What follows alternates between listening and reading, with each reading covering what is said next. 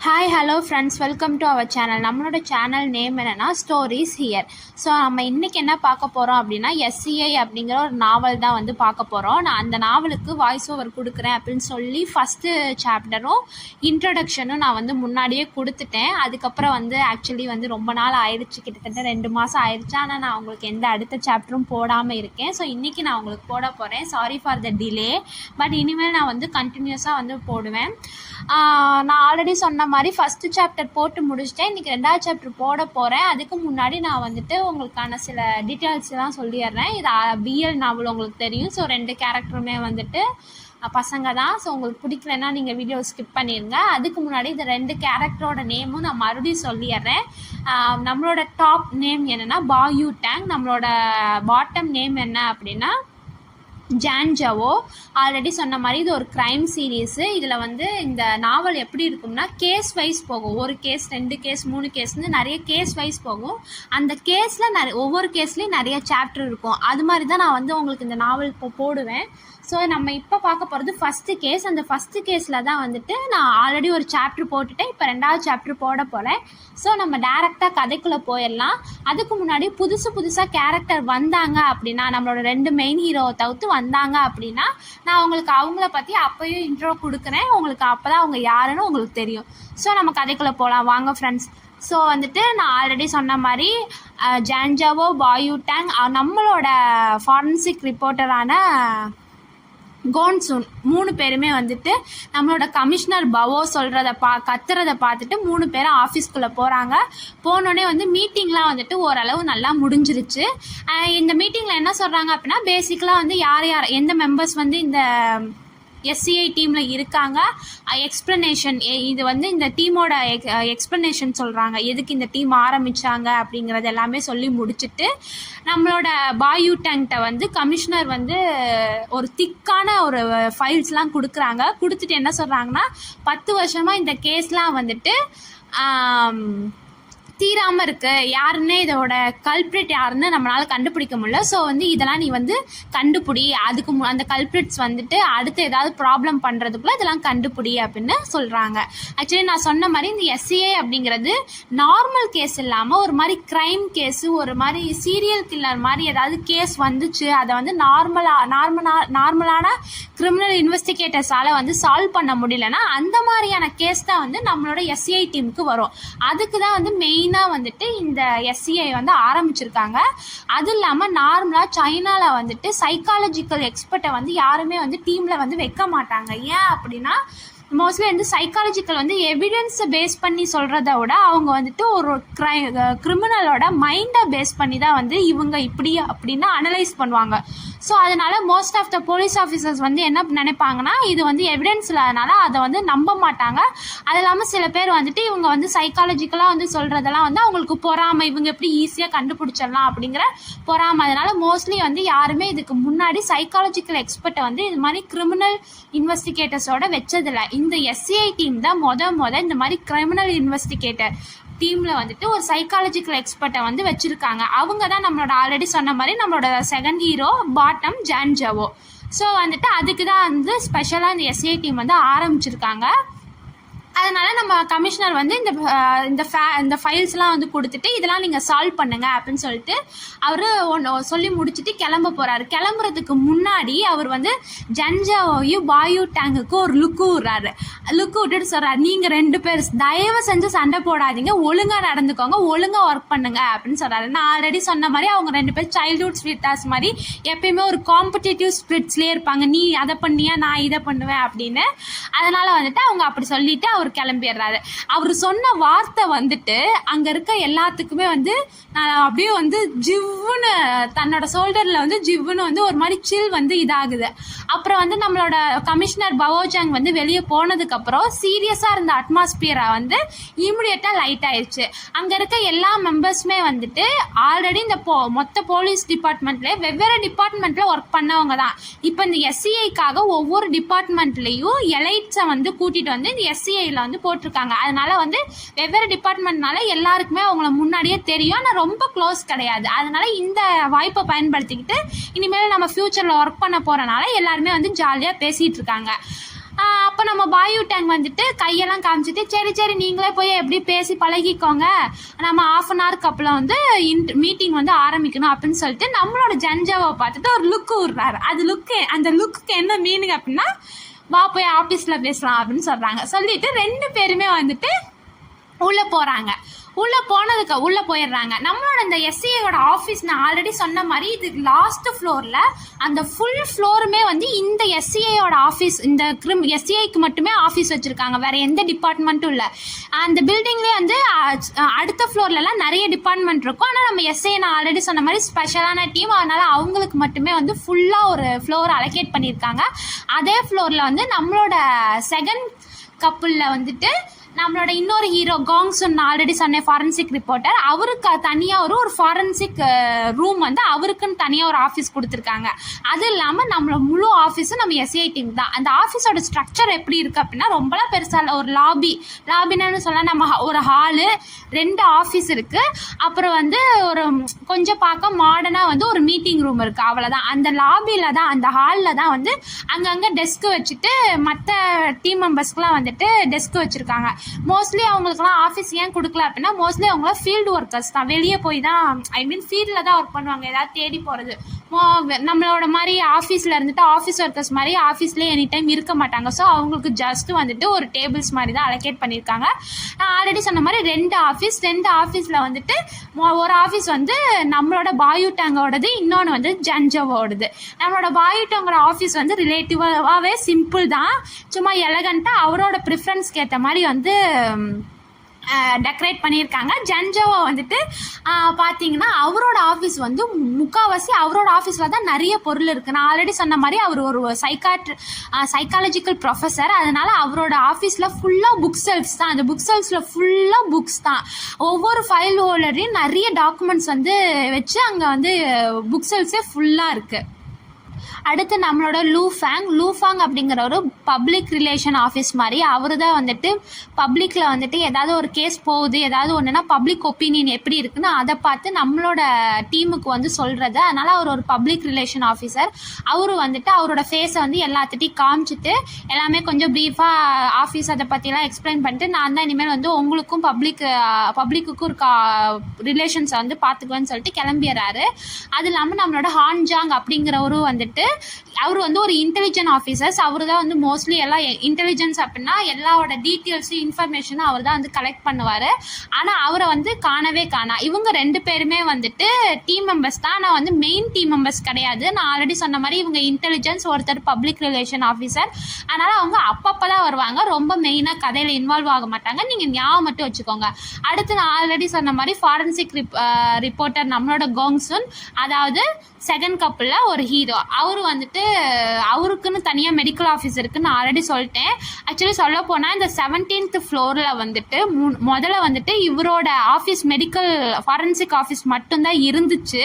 இப்போ வந்து இந்த புதுசாக எஸ்சிஐ டீம் அவங்க வந்து க்ரியேட் பண்ணுறனால இந்த எஸ்சிஐ டீமை வந்துட்டு இந்த 17th ஃப்ளோரில் வந்துட்டு கோங்சுனுக்கு பக்கத்தில் இவங்களுக்கு ஒரு ஆஃபீஸை க்ரியேட் பண்ணி கொடுத்துருக்காங்க. அதுக்கு முன்னாடி இந்த 17th ஃப்ளோரில் யாருமே, இந்த போலீஸ் மொத்த பில்டிங்லேயும் யாருமே 17th ஃப்ளோருக்கு வரமாட்டாங்க.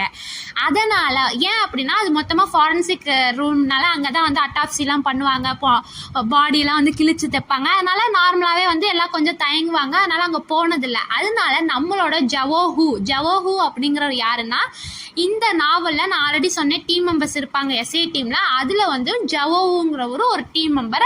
ஆக்சுவலி இவர் வந்து நாவலில் அடிக்கடி வர டீம் மெம்பர்ஸ். நான் ஆல்ரெடி சொன்ன மாதிரி லூஃபாங்கும் ஹான்ஜாவும் அடிக்கடி வரமாட்டாங்க.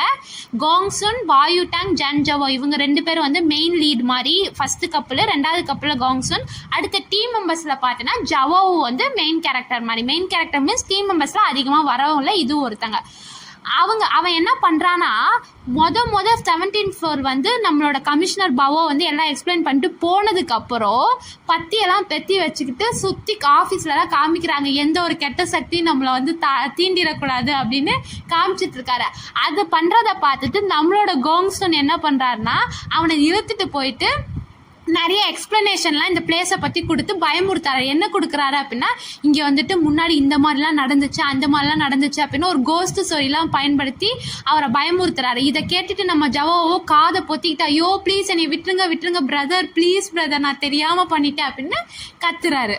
இந்த நேரத்தில் நம்மளோட ஆஃபீஸில், லீடர் ஆஃபீஸில் பாயு டேங் வந்து அவரோட சேரில் உட்காந்துருக்காரு. அந்த சேருக்கு முன்னாடி நம்மளோட ஜன்ஜவோ வந்து சேரில் எலகண்ட்டாக சாஞ்சிக்கிட்டு கால் மேலே கால் போட்டுக்கிட்டு அவனை ஒரு லுக்கு விட்டுட்டு ஒரு மாதிரி சிரிக்கிறாரு.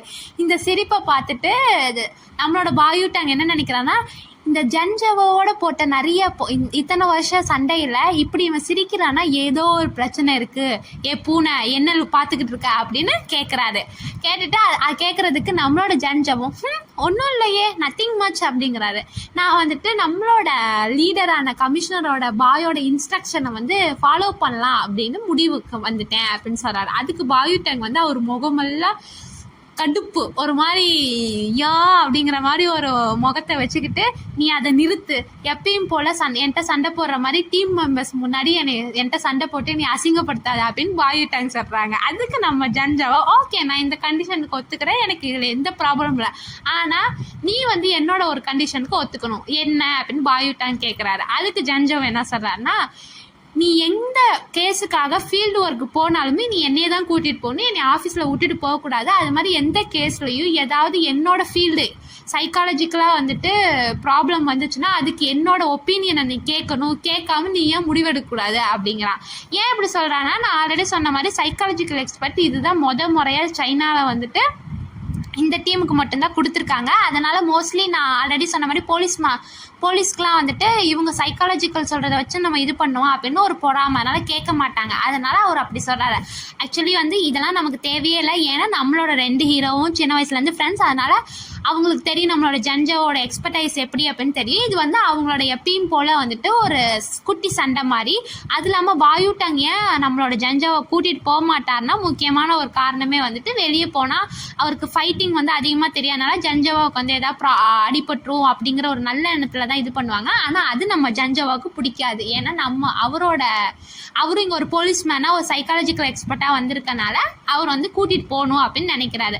நம்ம பாயு டேங்கும் இந்த பூனைக்குட்டி வந்துட்டு நம்மளை மற்ற டீம் மெம்பர்ஸ் முன்னாடி அசிங்கப்படுத்தக்கூடாதுங்கிற ஒரே காரணத்துக்கோசரம் சரி அப்படின்னு ஒத்துக்கிட்டு அந்த நம்மளோட கமிஷனர் பவோ கொடுத்த எல்லா டாக்குமெண்ட்ஸையும் ஜன்ஜோவாக்கு தள்ளி விட்டு, இந்தா இது எல்லாமே உன்னோட பிரச்சனை எக்ஸ்பர்ட் அப்படின்னு ஒரு மாதிரி நக்கலாக சொல்கிறாரு. அதை கேட்டுட்டு நம்ம ஜன்ஜோ வந்து கத்துறாரு, அதெல்லாம் முடியாது, உனக்கு பாதி எனக்கு பாதி, நம்ம 2 பேர் பாதியாக தான் எடுத்துக்கிறோம் அப்படின்னு ஜன்ஜோவா சொல்கிறாரு. அதுக்கு பாயு டேங் சொல்கிறாரு, ஏ பூனை உனக்கு தெரியும்ல இது மாதிரி எனக்கு இந்த மாதிரி டாக்குமெண்ட்ஸ்லாம் எனக்கு பார்க்குறதே பிடிக்காது அப்படின்னு பல்ல கடிச்சுக்கிட்டு சொல்கிறாரு.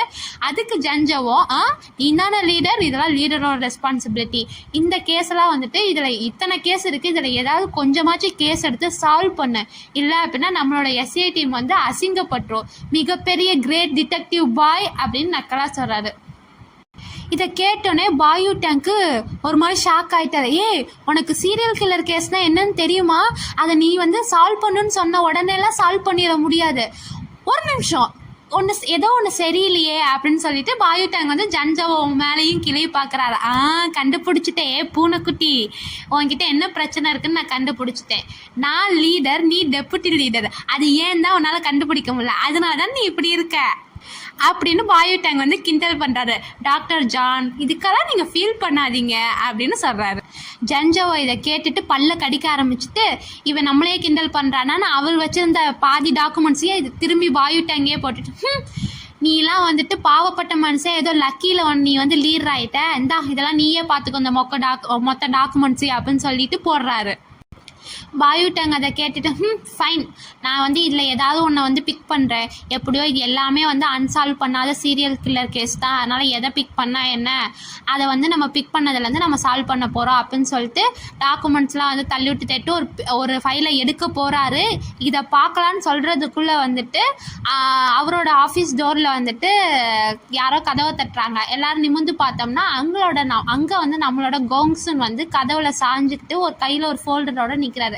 இந்த பழைய சீரியல் கில்லர் கேசஸ்லாம் வெயிட் பண்ணிட்டு நான் வந்து இங்கே ஒரு ஃப்ரெஷ் ஒன்று வச்சுருக்கேன் அப்படின்னு சொல்கிறாரு. அதுக்கு பாயு டேங் வந்துட்டு தன்னோட கையை தூக்கிக்கிட்டு, வெயிட் அ மினிட், நம்ம எல்லாத்தையும் கூப்பிட்டுட்டு மீட்டிங் ரூமில் பேசுவோம் அப்படின்னு சொல்கிறாங்க. அதுக்கு கோங்சுன் வந்துட்டு அவனோட ரியாக்ஷனை பார்த்து சர்ப்ரைஸ் ஆகிடுறாரு. ஓகே, ஆனால் நீ வந்துட்டு இந்த கேஸ் என்ன அப்படின்னு தெரிஞ்சுக்க வேணாமா அப்படின்னு கேட்குறாரு. தெரிஞ்சுக்காமல் நீ பாட்டுக்கு மீட்டிங் ரூமில் எல்லாத்தையும் கூப்பிட்ற, மேபி இது வந்துட்டு அந்தளவுக்கு ஒரு மாதிரி ரொம்ப முக்கியமான சீரியல் கில்லர் கேஸாக இல்லாமல் இருக்கலாம் அப்படின்னு கோங்சுன் கேட்குறாரு. அதுக்கு பாயுட்டாங் சொன்னாங்க, தேவை கிடையாது, நீ வந்துட்டு ஒரு கேஸை கொண்டு வந்திருக்க அப்படின்னா அது இம்பார்ட்டன்ஸ் கம்மியாவாக இருக்க போகுது, நம்மளோட கோங்சுன் அப்படி பண்ண மாட்டார் அப்படிங்கிற மாதிரி சொல்கிறாரு. அதுக்கு கோங்சுன்னும் தலையை ஆட்டிட்டு சரி அப்படின்னு மீட்டிங் ரூமுக்கு சாட்டிஸ்ஃபைடான ஒரு எக்ஸ்ப்ரெஷனோட போகிறாரு. நம்மளை நல்லா புரிஞ்சு வச்சுருக்கான் அப்படிங்கிற மாதிரி போகிறாரு.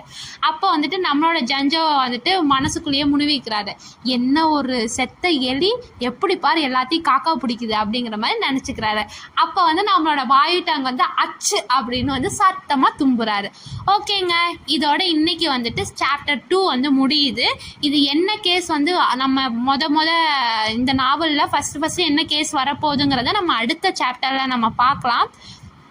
ஸோ வியூவர்ஸ், நான் ஆல்ரெடி சொன்ன மாதிரி இது ஒரு க்ரைம் சைக்காலஜிக்கலான கேஸ். இதில் நம்மளோட ரெண்டு ஹீரோவும் அந்த கேஸை எப்படி கண்டுபிடிக்கிறாங்க அப்படின்னு அதை எப்படி கிராக் பண்ணுறாங்க அப்படிங்கிறதா செம்ம இன்ட்ரெஸ்ட்டாக போகும். நான் ஆல்ரெடி சொன்ன மாதிரி நம்மளோட 2வது ஹீரோ சைக்காலஜிக்கல் எக்ஸ்பர்ட், நம்ம ஃபஸ்ட் ஹீரோ எல்லா ஷூட்டிங் தெரியும், எல்லா விதமான ஃபைட்டிங் டெக்னிக்ஸும் தெரியும் நம்மளோட ஃபஸ்ட் ஹீரோக்கு.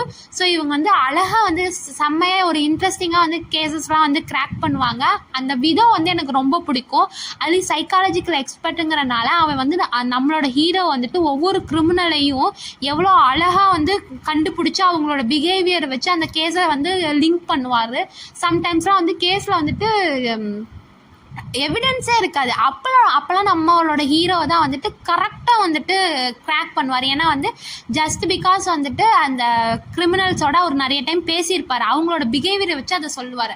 அது இல்லாமல் நான் ஆல்ரெடி சொன்ன மாதிரி பாயும் ஜஞ்சவும் சின்ன வயசுலேருந்தே ஃப்ரெண்ட்ஸு காம்படேட்டிவ் ஸ்பிரிட்ஸோட இருந்ததுனால அவங்களுக்கு மோஸ்ட்லி 2 பேரும் என்ன நினைக்கிறாங்கங்கிறத கண்டிப்பாக அவங்களுக்கு இது தெரியும், அது தெரிஞ்சுக்க முடியும். இவன் நம்ம ஜஞ்சோவை இதான் நினைக்கிறாரு அப்படிங்கிற அளவுக்கு தெரிஞ்சுக்க முடியும். அது இல்லாமல் நம்மளோட ஜஞ்சோவை சைக்காலஜிக்கல் எக்ஸ்பர்ட்னால அவருக்கு கேஸை கண்டுபிடிக்க எப்படி சைக்காலஜிக்கலாக பிஹேவியரை வச்சு கண்டுபிடிக்கிறாரோ அது மாதிரி நம்மளோட பாயுட்டாங்கும் கேசஸ்லாம் எவிடன்ஸை வச்சு தன்னோட இன்ஸ்டிங்டிவ் நேச்சர்ஸை வச்சு கண்டுபிடிப்பார். ஸோ ஒருத்தருக்கு சலைச்சவங்களாம் அவ்வளோ சூப்பராக கண்டுபிடிப்பாங்க. அது மட்டும் இல்லாமல் இதில் ரொமான்ஸ் செகண்டரி தான். அது இல்லாமல் அவங்க ரொமான்ஸ் போகும்போது நம்ம சின்ன வயசுலேருந்தே ஃப்ரெண்ட்ஸுங்கிறனால டக்குன்னு அப்படியே ஒரு மாதிரி ஃபாஸ்ட் பேஸ்டும் இல்லாமல் ஸ்லோவாகவும் இல்லாமல் அது ஒரு மாதிரி கரெக்டாக கொண்டு போவாங்க. அது இல்லாமல் அவங்களோட அண்டர்ஸ்டாண்டிங் நல்லாயிருக்கும். அவங்களோட ஃபேமிலி 2 பேர்த்தோட ஃபேமிலி சின்ன வயசுலேருந்து ஒன்று தான், அதனால் அந்த அண்டர்ஸ்டாண்டிங் நல்லாயிருக்கும். 2 பேரும் ஒருத்தவங்க மேலே இன்னொருத்தவங்க ரொம்ப ப்ரொடெக்டிவாக இருப்பாங்க. அதுவும் இல்லாமல் நம்ம பாயுட்டாங் ஜஞ்சோவை மேலே ரொம்ப ப்ரொடெக்டிவாக இருப்பாங்க.